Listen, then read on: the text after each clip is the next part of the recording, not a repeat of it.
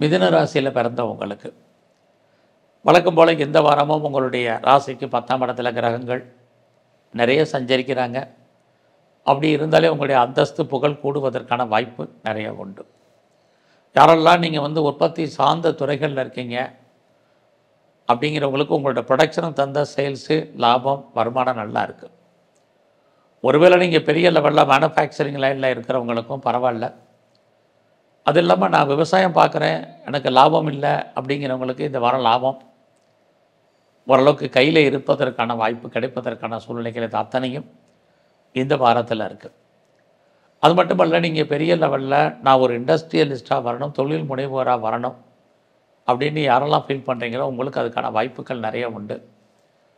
அது மட்டுமல்ல, நீங்கள் யாரெல்லாம் பெரிய லெவலில் பிஸ்னஸ் மேக்னட்டாக இருக்கீங்களோ உங்களுக்கும் இந்த வாரம் நல்லா இருக்குது.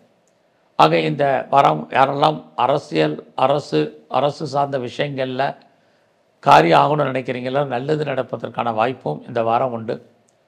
சொசைட்டியில் பெரிய லெவலில் இருக்கக்கூடிய ஒரு செலிப்ரிட்டி உங்களுக்கு அவர்களான நற்பலன்கள் இது எல்லாமே இந்த வாரம் உங்களுக்கு இருக்குன்னு தான் சொல்லணும்.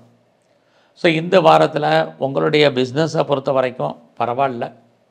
யாரெல்லாம் பிஸ்னஸில் இன்வெஸ்ட்மெண்ட் பண்ணுறீங்களோ அதுக்கு மேலே ரிட்டர்ன்ஸ் எடுப்பதற்கான வாய்ப்புகள் சந்தர்ப்பங்கள் நிறைய உங்களுக்கு இருக்குது.